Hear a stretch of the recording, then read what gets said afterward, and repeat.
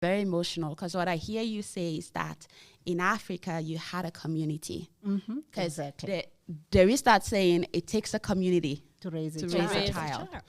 But here in the diaspora, you feel like it's left on you as an individual. It's me and me alone. Raise that child, and you better do a good job. Because if you don't, there is a system. It's a system coming for you. The system comes for you. It goes around you. And that's the funniest thing. And that's the most difficult aspect of it.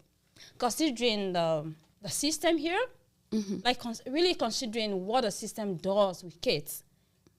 Like, they prioritize the kids way more than you. And the priority they give to kids are not like going with a responsibility for the kids. Like, it's not a stipulated responsibility for the kids. Like, everything is based on the parents. If you do this, if you do this, if you do that, call the police, call 911.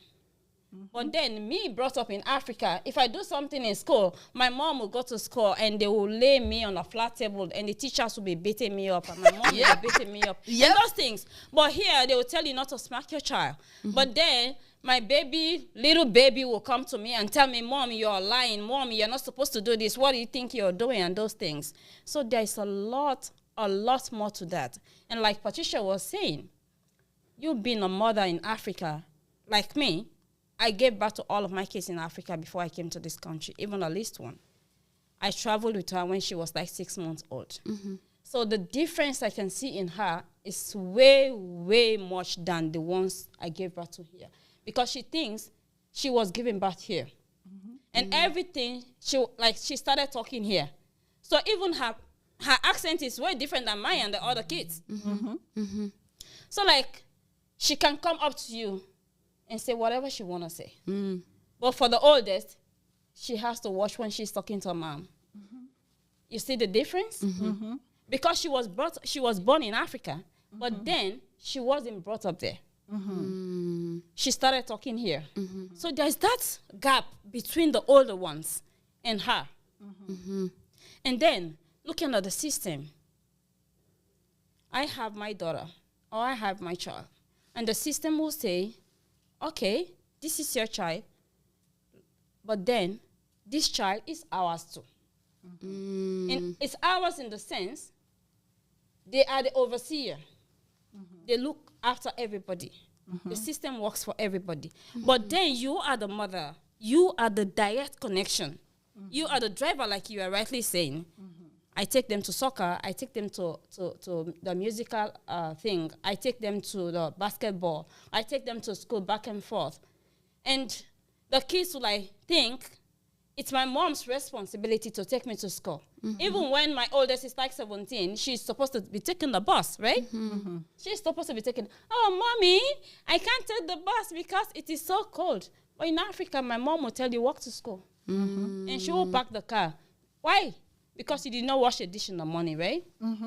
So if I tell you, because you did not wash the dish in the morning, and I'm not taking it to school, and she will stand there and call 911, what will I do? I will succumb to her. The reason be that I don't want to be taken to the police. Because if I'm taken to the police, they will come and take all my kids away from me. And the kids will be taken away from you. Then I feel useless. I feel like I'm not a good mother. At the same time, I think I have to give a good manner to my own kids. And this same society will help you to spoil the kids. The same society will help you to bring up the kids in a proper way. But then, if anything goes wrong, all the blame goes on you. You're not a good parent. You're not this. Considering so many other factors, like sometimes everything is like crazy. It's frustrating. It's very frustrating. Like, am I really equipped to bring up my kids here? Was it the right thing for me to bring them here? Is it like really okay?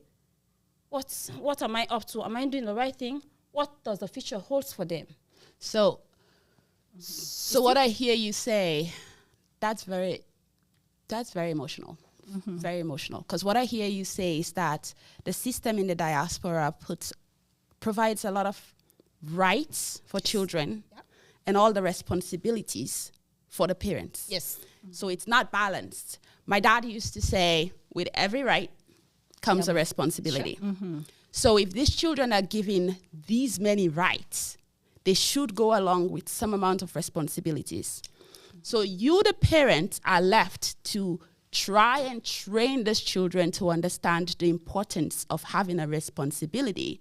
But they then see you as the bad guy. Yes. Because how dare you tell me to wash the plates? Yes. How dare you tell me to clean my room? Oh, mommy, there's no food in the fridge. And he will just slam the fridge like that. That. Do that to an African parent. Oh, my God.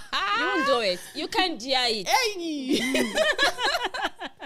If you are just joining us, this is the Dim Dim podcast, and we're having conversations about parenting in the diaspora. Again, we're not taking sides and we're not calling nobody good or bad. We just